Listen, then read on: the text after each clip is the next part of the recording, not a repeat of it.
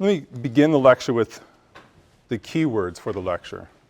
Just a couple of words that will help you understand important themes for this lecture and for Wednesday, for the entire week really. And those phrases are, the key words are the talented tenth, uplift and respectability, putting them together, uplift and respectability, and race management. Talented tenth, uplift and respectability, and race management. Let me start with a quote. It seems manifest to me that as a race in this land, we have no art, we have no science, we have no philosophy, we have no scholarship. Individuals we have in each of these lines, but mere individuality cannot be recognized as the aggregation of a family, a nation, or a race, or as the interpretation of any of them. And until we attain the role of civilization, we cannot stand up and hold our place in the world of culture and enlightenment. And the forfeiture of such a place means inferiority, repulsion, drudgery, poverty, and ultimate death. Quote is from a man named Alexander Cromwell, from one of his final essays called Civilization, the Primal Need of a Race. Civilization, the Primal Need of the Race. You'll see in this lecture, and perhaps even identified a tiny bit in this quote, some linkages to the last lecture, thinking about manliness and civilization, and Ida B. Wells Barnett and the kinds of claims she was making about the white South, that they're lacking in both. Today we're talking, the reason there's a linkage there, we're talking about the same era, generally speaking. This week, we're going to move from essentially the 1880s into the first decade of the 1900s, just to give you a chronological bearing. And that overlaps a lot with the lecture I had on Wednesday dealing with Ida B. Wells' anti-lynching crusades as well. Now, I started the lecture with Alexander Cromwell. And let me explain why. I think he's a nice vehicle through which we can understand a lot of the themes of this week's lectures. Cromwell was a black man, born into a free family in 1819. His family was essentially a minority within a minority. Both parents were literate, they were active abolitionists, and they enjoyed a materially comfortable life in that particular context. Cromwell's born free to literate parents and active abolitionists. This is not the typical African-American experience prior to emancipation. He's educated by his father and at private schools throughout the Northeast, although not without controversy.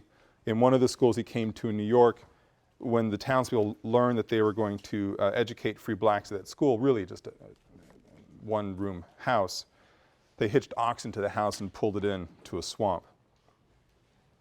Anyway, Cromwell does get an education, becomes a minister, and then heads off to Cambridge University in 1845. Cromwell's departure for England and his subsequent classical training marked a watershed moment in his personal and intellectual development. He originally left the US only to obtain a degree from Cambridge and raise money to build a new church back in the United States. Now he leaves in 1845. He does not come back to the US except for two very brief visits. He does not come back to the US until 1872. So he is gone from the country during the Great Sectional Crisis. Goes to England in 1845. He doesn't stay in England the whole time. He starts getting sick in England, and then he decides to move to a warmer climate for his health. This is the thinking of the time. He departs for Liberia, the west coast of Africa, in 1853. And he would remain there for almost 2 decades. By this action, it appears as if Cromwell was doing exactly that which he fought so strongly against in his public orations prior to this moment. He was immigrating to Africa, just as the African Colonization Society recommended African Americans do. This is a group I mentioned in passing a week and a half ago. There's a group advocating blacks get out of the United States, advocating colonization, go back to where they belong was the thinking in shorthand. Well, when Cromwell goes to England, he goes there someone against the activity of the African Colonization Society. He's campaigning actively against that idea. We should not send blacks, quote, back to Africa, black Americans that is, their homelands, the United States. But by the time Cromwell leaves for Liberia, he actually is advocating colonization. So Cromwell goes through this interesting shift, it seems. He leaves for England for an advanced degree and to get the education and raise funds to build a church back in the United States. He stays in England, then leaves for Africa, advocating colonization, the very thing that he had been fighting against for his adult life up to that point. Now, Cromwell's advocacy for colonization is different from that of people like in the African Colonization Society who are saying, let's just get this problem out of our hair. Cromwell believed in the hierarchy of civilization. It's an important phrase, the hierarchy of civilization. And he believed that African natives, who in Cromwell's mind were pagan, that African natives were at the bottom of this hierarchy. So instead of advocating for black Americans to move to Africa to solve an American problem, he's calling for black Americans to move to Africa to solve an African problem and a Christian problem. Cromwell believed that at one time black Africans were at the top of the civilizational ladder, top of the hierarchy. But over time, with technical innovation and divine providence, very important, he believed that Europeans, especially the English, were now at the top of the hierarchy, top of this ladder. So Cromwell's advocating black Americans come to Africa to save the Africans, to Christianize them, to rise them up, to lift them up beyond their pagan roots.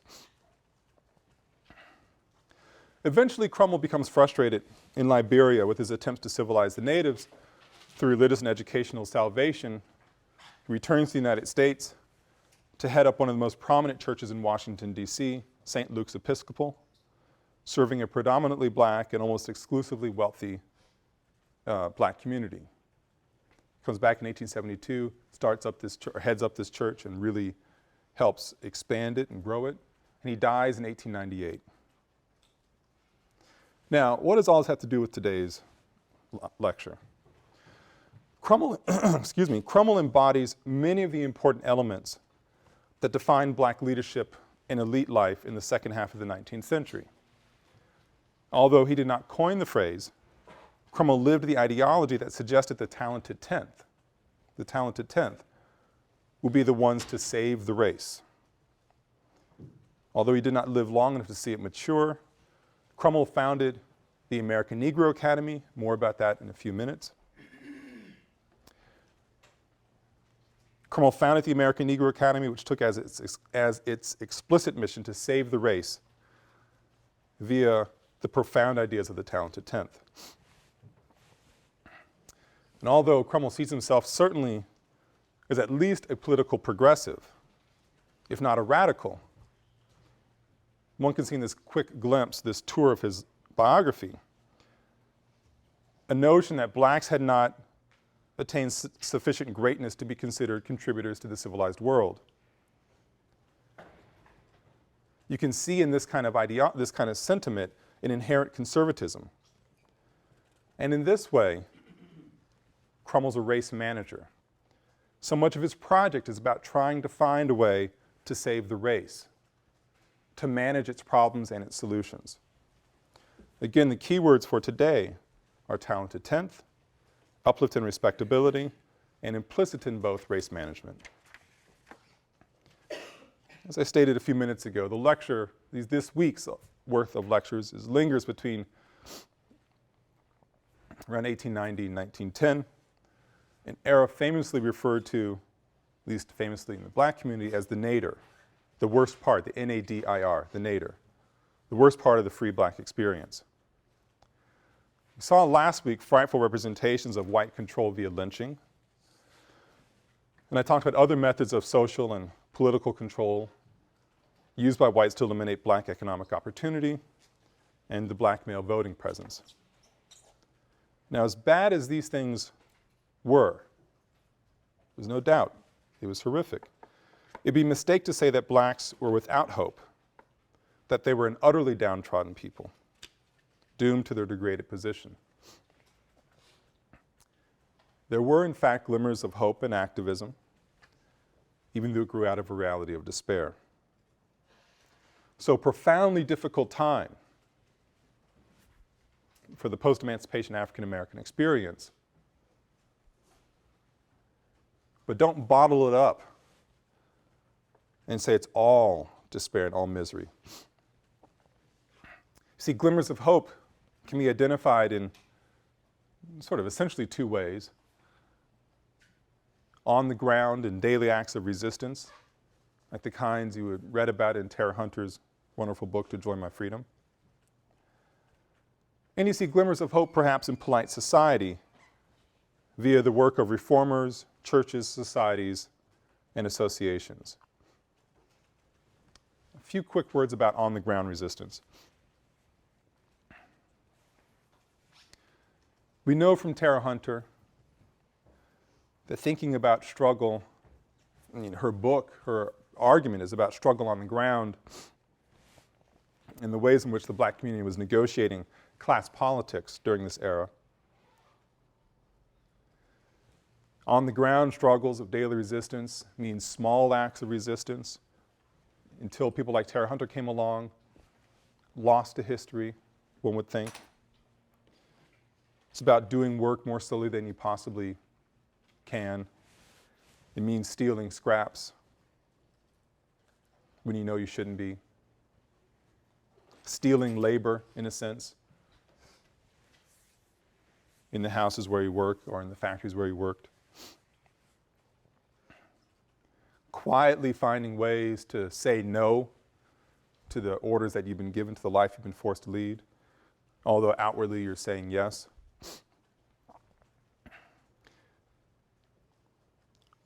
You can't discount these small acts of daily resistance. They are important. Think of Tara Hunter's laundry workers who would claim control of their bodies in the evening when they went out dancing. They had some sort of real psychological relief, physical relief, in exerting the control over their own bodies and being out in a certain space, even though their bosses wouldn't have appreciated it, and certainly the black elite looked down their noses at their actions. This is important.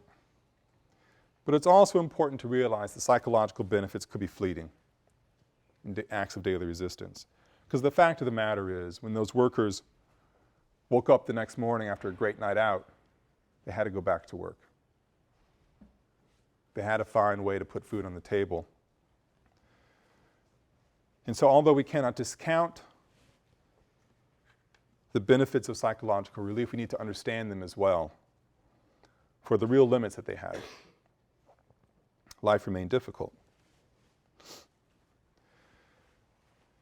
Now you have, at the same time, Tara Hunter's washerwoman, black activists who are thinking of long-term gains for the black community that extended beyond the boundaries of their own body. These were the people, it's important to realize, who had the freedom and security to think about beyond their daily existence. They had some means. And we're not talking wealthy people, rich people, but they had some sort of security. They knew there were meals coming all week long. Their house, they owned their house. They had shelter. And they had some measure of education. So they had the leisure time to think about long-term solutions. These were the people who considered themselves the talented tenth. These were the people who thrived in polite society and who saw it as their duty to uplift the race. Bless you. This last phrase, I want you to think about it and what's important for this lecture. They saw it as their duty to uplift the race.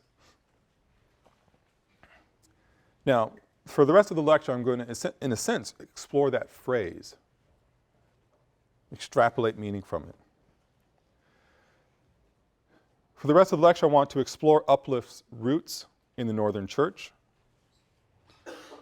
I'll explore the linkage between Uplift and the new growth of associations in American culture.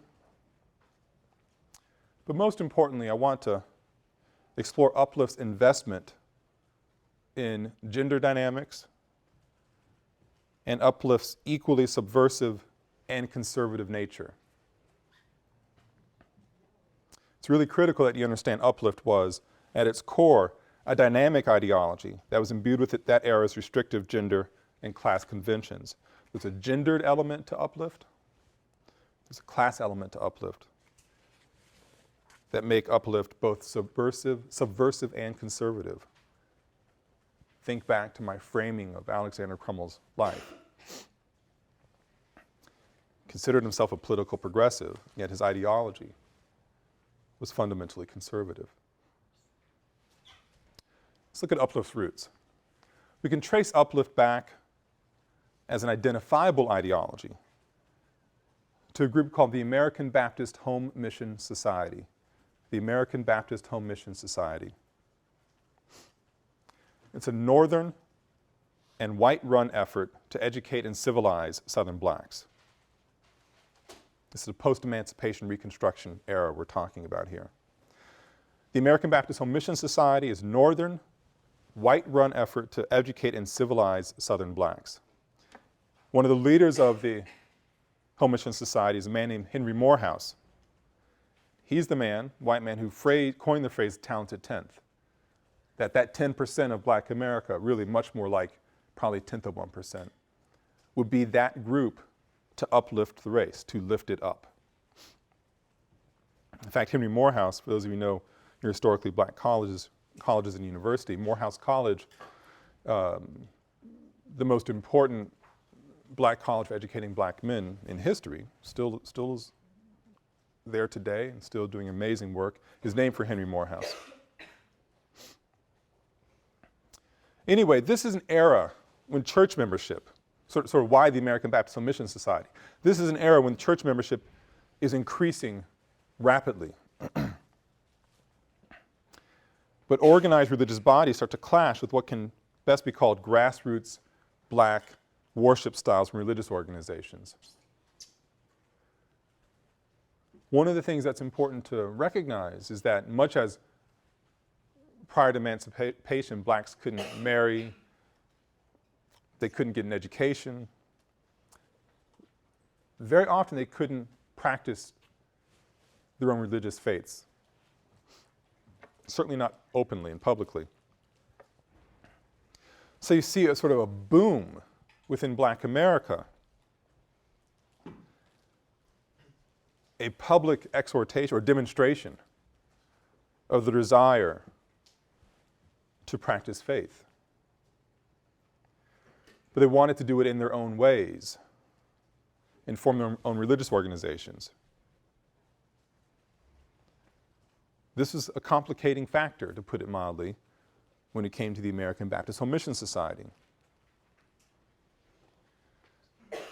The Home Mission Society was coming down from the north, setting up schools and churches, setting up schools in the sort of the same spirit as the Freedmen's Bureau, setting up churches, Baptist churches, setting up an order of prayer, systems of practice, to educate and civilize through faith and adherence to the Bible and Christian ethics, so to save the race. Well, blacks begin to bristle at the fact that they are not allowed by the American Baptist Home Mission Society structure, that they aren't allowed to contribute to the Sunday school teaching literature. Whatever they had to teach on a Sunday was, quote, given to them by this northern church. The American Baptist Publication Society refused their contributions. It's a tension here about religion and religious teaching, practices certainly, but it's also about control over their secular activities. The American Baptist Home Mission Society wanted blacks to function in accordance with their guidelines and their principles. And increasingly blacks were saying, you know, I'm getting frustrated by this. You have a breaking point in 1895. The year, as you'll see over this lecture and next lecture, very important year. Serious breach appears in 1895 when a number of blacks come together, Southern blacks, too frustrated any longer to abide by the American Baptist Home Mission Society's edicts, and forms its own society, the National Baptist Convention. The National Baptist Convention is created by and about blacks. It's organized to establish black control over the church, their churches, their religious practices and secular activities. Even goes as far as to establish its own publishing company so it could produce, among other things, Sunday school literature written by blacks.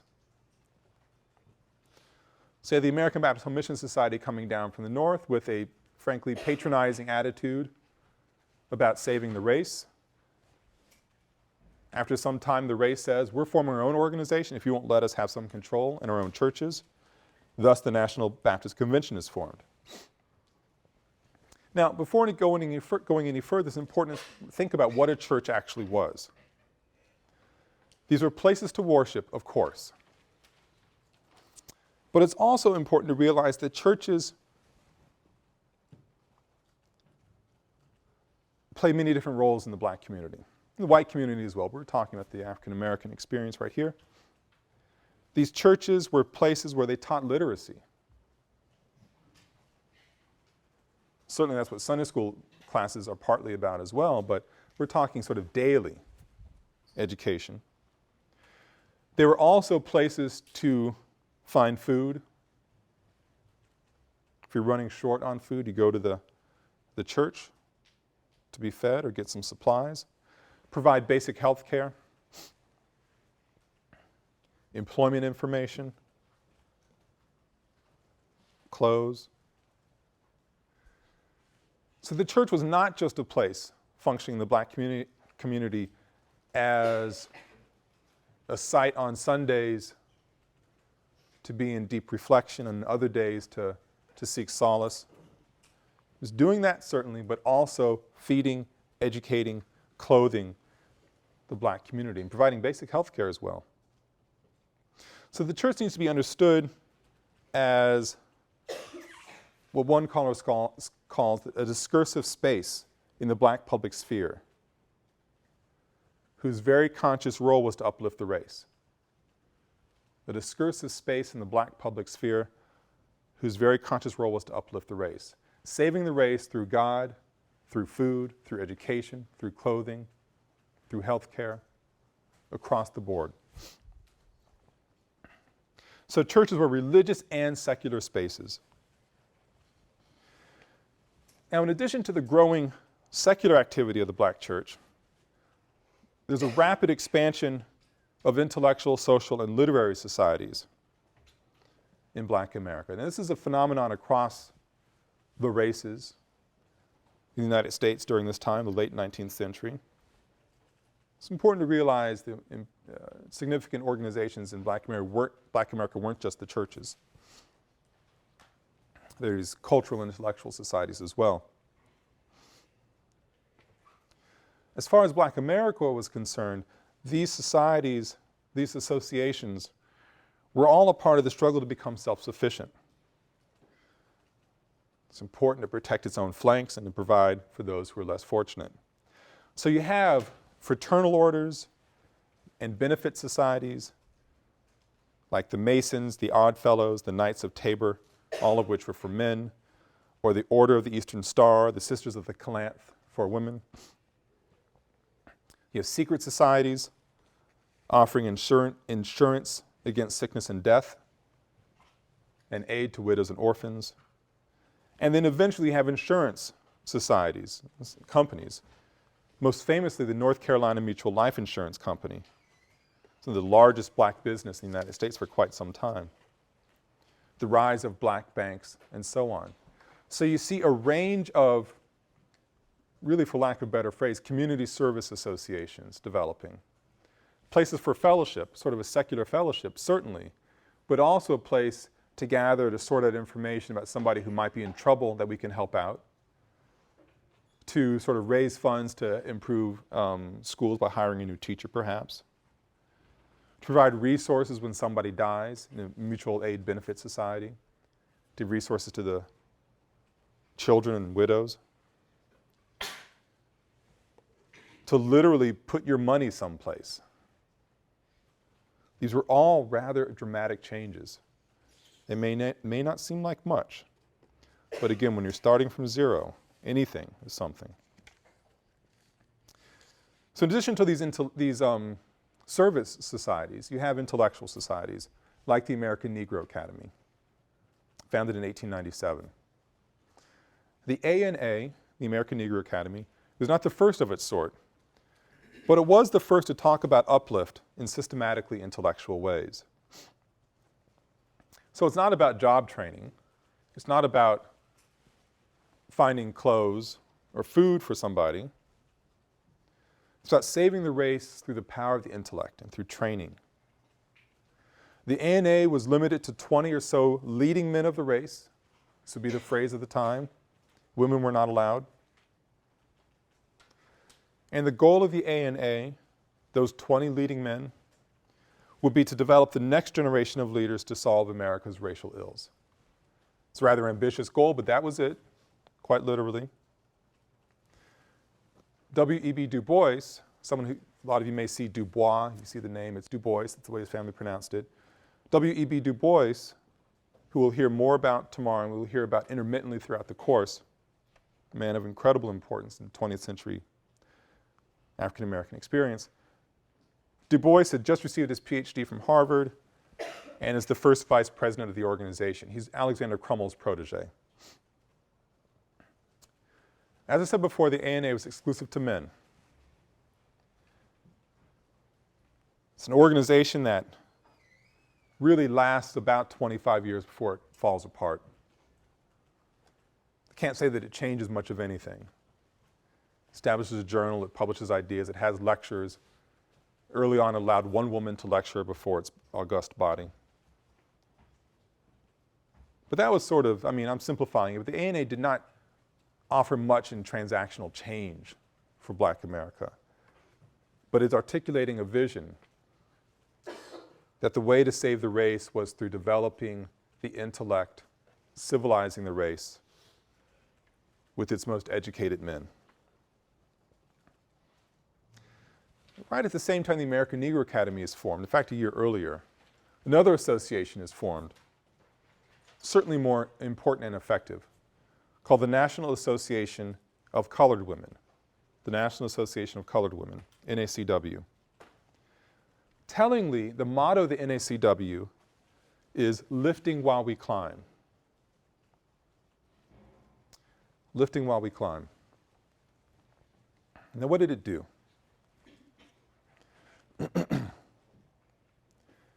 It was sort of an amalgamation of the American Negro Academy ethos and the American Baptist Home Mission Society and National Baptist Convention. It's an organization of middle and upper class as far as status, social status, middle and upper class black women, the best sort, as it were, that they would gather together on a, twice a month, monthly basis, to network socially, certainly. But they would also organize political protests, something really quite astonishing. This is not the kind of person, not the kind of woman, not the kind of class figure who would publicly protest. But I didn't think to bring the image with me, but in the very first lecture, I showed a slide of members of the NACW picketing the White House for an anti-lynching law in the 1930s. These are women who'd walk the picket line to press a political point. And they also conducted basic agitation for child welfare reform. So they're trying to network amongst themselves, raise the political stakes, and also agitate for child welfare reform.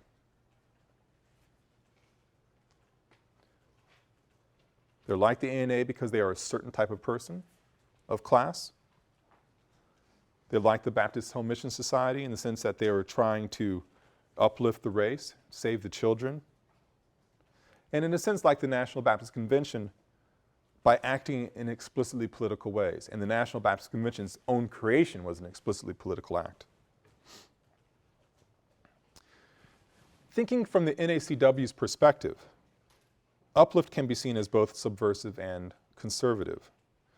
It was subversive since it was helping educate and clean up poor and unclean people.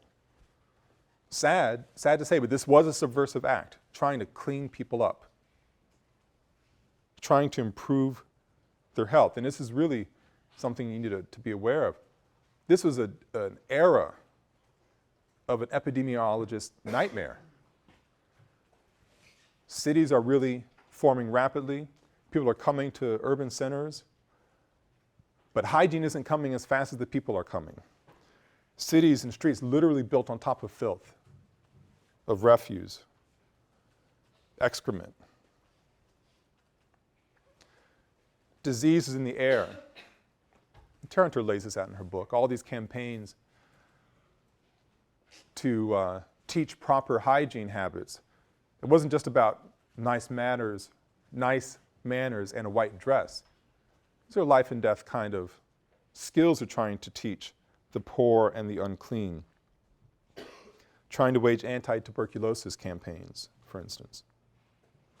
So the NACW is trying to do something radical by trying to help educate and clean up people who were ignored by society. But it was also, and it was also subversive for the way to engage in explicit acts of political resistance, like picketing, advocating anti-lynching, the passage of anti-lynching law, lobbying people. But uplift from the NACW's perspective, or the way it interpreted uplift, was also quite conservative because NACW membership recognized in itself the express need for them to clean up the race.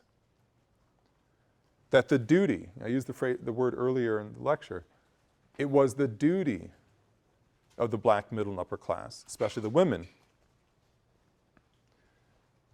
to save the race, to clean it up, and to get the poor and dirty blacks, Southern blacks, to learn how to behave respectably. Think back to the last lecture with manliness and civilization, respectability floating through all of that. To the women of the NACW, they had a lot of work to do. Most blacks were unclean and poorly behaved and uneducated. So uplift taken all together then, radical and conservative, but essentially a manifestation of white middle class propriety that these black Victorians grew up in, took it as their own, and tried to perfect it for the next generation. Black women felt a sense of duty. These black middle class women and upper class women felt a sense of duty, and they had a special ability from their self-conception. They had a special ability to save the race. Anna Julia Cooper, the leading black feminist theorist of her day, who was also a leading educator, having taught at Dunbar High School. Actually, I want to talk about Dunbar for just a few seconds because it's actually a remarkable institution. I'll probably mention it in a few weeks. Anna Julia Cooper taught mathematics at what was actually the M Street High School at the time in Washington, D.C. Its name is changed eventually to Dunbar. Dunbar becomes the breeding ground over the first 5 decades of the 20th century of the black leadership elite, for the DC area and actually for much of the nation. If you look at a lot of black political leaders, you will often see Dunbar High School on the resume. So, you know, talking about a leading intellectual teaching at a high school, and that, how can that be important? Dunbar was not your typical high school. It was by far the best black high school in the country. It was the best public high school in the district, black or white. If you look at the kind of training that the teachers had and the eventual career path of its graduates. It's an astonishing institution. Anyway, Anna Julia Cooper, leading theorist of her day, teaches at Dunbar High School. Later on in her career, she leaves Dunbar. I think she's 63 when she gets her PhD from the Sorbonne. She comes back to Washington, D.C. and establishes a university, Frelinghuysen University. I probably butchered it, I don't know German. Essentially an evening university in sort of quotes, an institution where black workers who want to make that next step in advancement will come and get training in the evening, and so they maybe can get a better job. That's all quite a big tangent. Anna Julia Cooper, the leading black feminist theorist of her day and educator, exemplified this uplift ideology espoused by the NACW. And she made all of this quite clear as early as 1892, even before the NACW was formed. There's an interesting history behind the NACW, two different black women's organizations trying to fight it out over which would be the one to represent the race, and they merged in the NACW. In 1892, years before the NACW is formed, years before the American Negro Academy is formed, Anna Julia Cooper writes her manifesto, A Voice from the South. It's a long book, very important. We can reduce it, at least today, to one quote. Cooper says in A Voice from the South, "Only the black woman can say where and when I enter, in the quiet, undisputed dignity of my womanhood, without violence and without suing or special patronage, then and there the whole Negro race enters with me." Only the black woman, I repeat, only the black woman can say where and when I enter, in the quiet, undisputed dignity of my womanhood, without violence and without suing or special patronage. Then and there the whole Negro race enters with me. Women, black elite women, black educated women, were the ones, the only ones who could say how, when, and where blacks would rise up and join society as rightful members. Now, Alexander Cromwell, a man of his own time, recognized Anna Julia Cooper's intellect and her unique skills, but he was certainly as conservative on gendered lines as one might expect. He certainly would have taken issue, or took issue with the idea that it was women upon whom this burden was placed to uplift the race. So there's a sort of a gendered battle there about who it was most prepared to save the race. But Cooper and Cromwell shared the same ideology. It's the educated person, the civilized person. That's who would save the race. Uplift is a middle-class ideology. Then that was as much about race management as it was about anything else. Who is going to manage the race during a period of transition, post-Reconstruction, era of redemption, an era of the destruction of black male voting rights? Cooper declares that since women were perfectibly respectable, a certain kind of woman, that they were the ones who would be the best race managers, who could espouse a talented 10th ideology, and help navigate the race to a better way of living. Respectability is something that you really need to linger on here as well throughout all of this. It's a reflection of a bourgeois vision that vacillates between an attack on the failure of America to live up to its liberal ideals of equality and justice. Think about Ida B. Wells, that the white South lacked a proper notion of respectable behavior because it was lynching these people.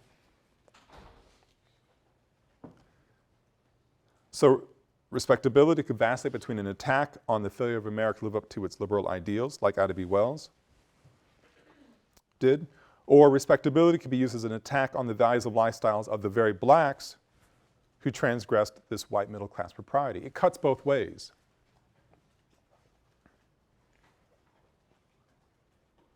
People like Ida B. Wells could tell white America, shame on you for being so cowardly when you brandish the whip and threaten with the lynching mob. Ida B. Wells could also tell black Americans she believed beneath her, and this wasn't really Ida B. Wells' style, but I'm extending the point, shame on you for acting in ways that are improper. Now I open this lecture with a quote from Alexander Cromwell about the need for civilization. Sketched out Cromwell's life experiences and explained why he's such a great representative figure for the era. Let me close with a quote from his protege, W.E.B. Du Bois. This will be one of the main figures I'll focus on Wednesday's lecture. We can see in this quote the way in which the ideology of the talented tenth was driven by a commitment to uplift the race, and that this commitment to uplift the race was driven by the belief that the black poor, the black unwashed, were a negative drain on all blacks in America. Again, uplift was race management. And by the way, for those of you who know a thing or two about W.E.B. Du Bois and the phrase talented tenth, these two are linked. Because Du Bois does write about the talented tenth, but he's not the person who coins the phrase. He uses it from Morehouse's American Baptist Home Mission Society, just so you're straight on this issue.